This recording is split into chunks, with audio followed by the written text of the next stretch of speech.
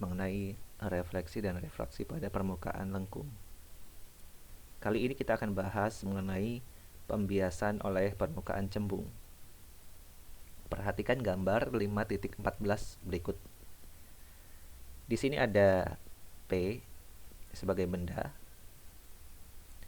Benda P ini terletak sejauh S dari permukaan cembung. P nyata, S positif. S positif karena benda berada di sebelah kiri vertex. Kemudian benda ini, P,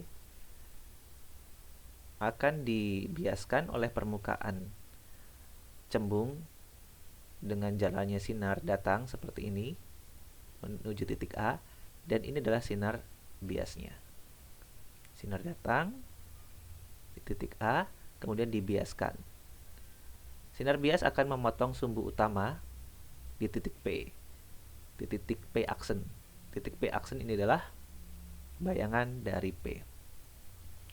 Titik P aksen berada di sebelah kanan vertex, artinya P aksen ini nyata ya. Bayangannya nyata, S aksennya positif. Kemudian di sini ada C, yaitu titik pusat kelengkungan. C sebelah kanan vertex, berarti R-nya juga positif. Iya, sinar bias ini datang dibiaskan mendekati garis normal ya. Ini garis normalnya nih. Ditarik dari C ke titik A, ditarik garis lurus.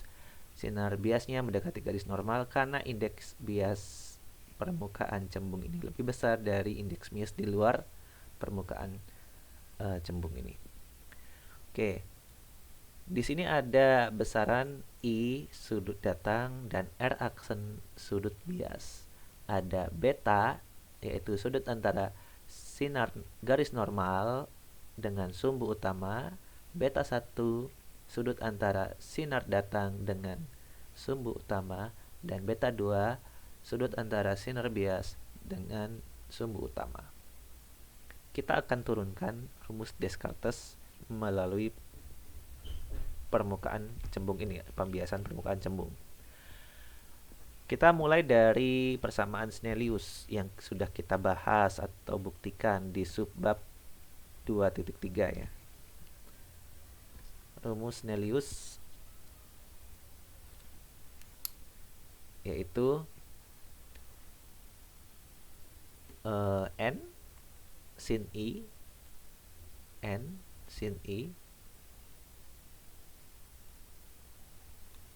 sama dengan N aksen sin R aksen. N indeks bias medium di luar permukaan lengkung sebelah kiri, yaitu di mana benda berada atau di mana sinar datang ada, yaitu di sini N aksen berarti. Kemudian N aksen, ini bukan N aksennya, berarti N ya. Dan di sini N aksen adalah indeks bias medium di mana sinar bias berada. Berarti N aksennya yang di sini. Oke. Di sini kita akan tinjau segitiga PAC. Segitiga PAC. Di sini ada sudut beta 1, ada sudut beta, dan ada sudut yang ini. Puncak ini kita namakan alfa ya. Sehingga kita tulis dulu di sini alfa. Sehingga berlaku pada segitiga PAC, berarti beta 1 tambah alfa ditambah beta sama dengan 180. Kemudian kita perhatikan alfa dengan I itu berpelurus ya, membentuk sudut 180. Sehingga kita ubah atau kita nyatakan alfa tambah I 180. Alfa sama dengan 180 dikurang I. Kurang I. Substitusi alfa ke sini. Sehingga berlaku beta 1 plus 180 dikurang I sama dengan plus beta sama dengan 180. Coret. I tetap atau I pindah ruas ke kanan, berarti I sama dengan beta ditambah beta 1. Oke, yang kedua kita lihat segitiga P aksen AC. P aksen AC. Ada sudut R aksen beta 2 dan sudut ini. Kita namakan sudut delta. Nah, atau sudut gamma boleh. Ini ada sudut delta misalnya. Nah, berarti berlaku R aksen ditambah delta ditambah beta 2 sama dengan 180. Delta dengan beta ini saling berpelurus sehingga jumlahnya kalau kita jumlahkan 180 ya.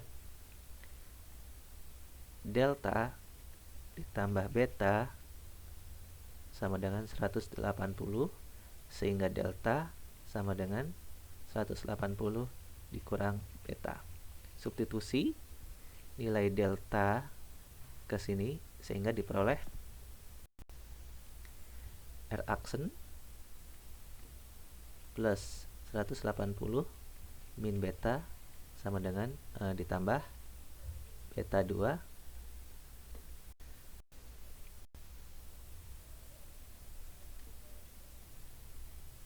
beta 2 sama dengan 180. Coret ya.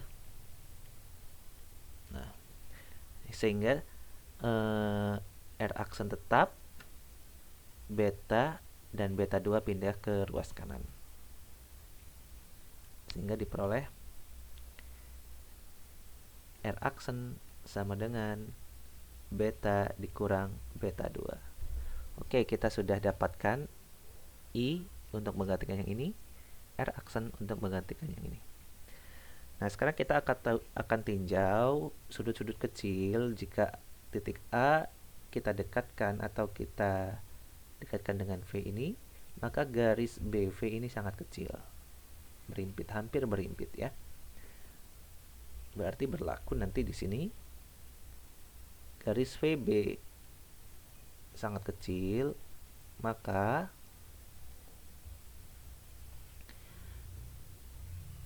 I sama dengan sin I ya, sama dengan tan I.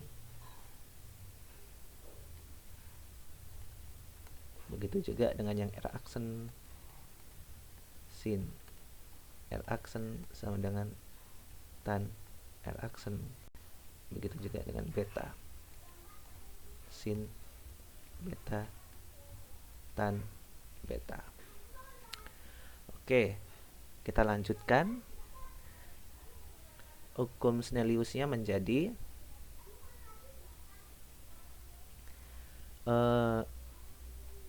N sin I, berarti tan I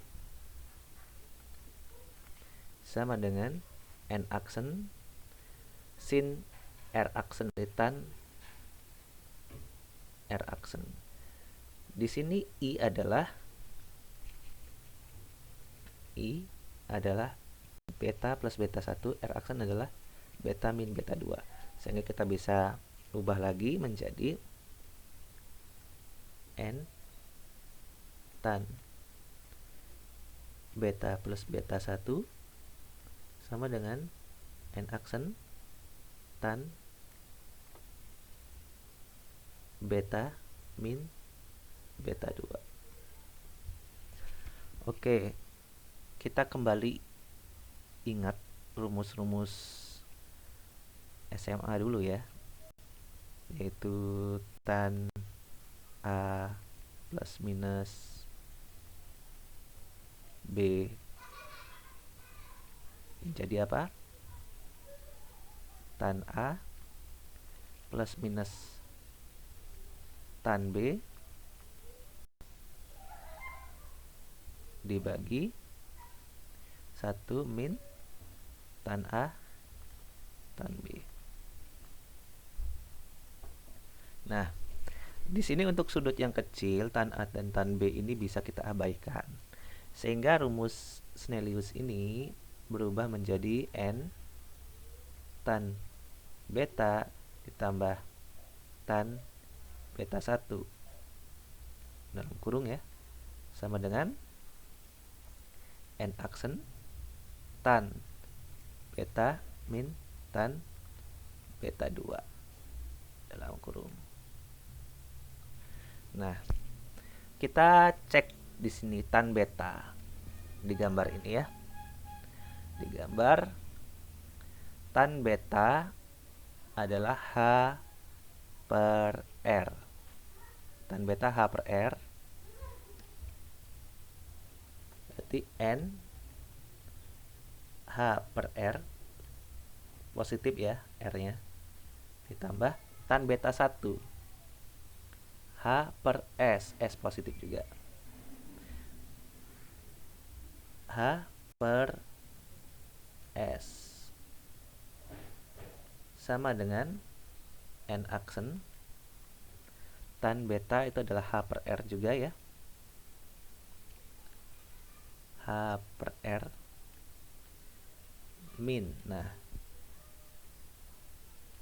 tan beta 2 berarti H per S aksen. H per S aksen. Nah, ini bisa kita coret. Nah, sehingga kita dapatkan rumus akhir untuk persamaan Descartes ini ya. Kita tarik dulu ke bawah sedikit supaya cukup. Yaitu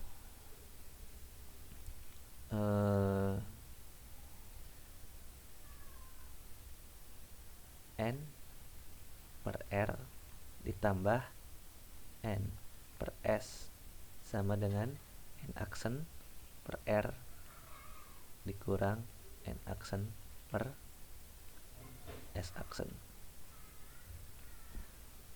Oke, kita ini pindah ke ini ke kiri, yang ini pindah ke kanan. Berarti jadikan satu ya. N per S ditambah N aksen per S aksen sama dengan N aksen per R dikurang N per R. Atau kalau di buku kan suka menulisnya jadiin 1 R-nya. N per S ditambah N aksen per S sama dengan N aksen min N dibagi R. Nah, ini ya, sama saja dengan yang sebelah kiri. Hasilnya sama dengan pembiasan oleh permukaan cekung pada video sebelumnya. Nah, ini adalah rumus Descartes. Kalau untuk pemantulan diganti saja N aksen dengan min N, sehingga rumusnya menjadi N per S plus min N per S sama dengan min N per R. Coret. Berarti 1 per S plus 1, ini ada aksennya, 1 per S aksen sama dengan min 2 per R. Nah ini untuk refraksi pembiasan. Oke, sekian, kita lanjutkan pembelajaran berikutnya pada video selanjutnya.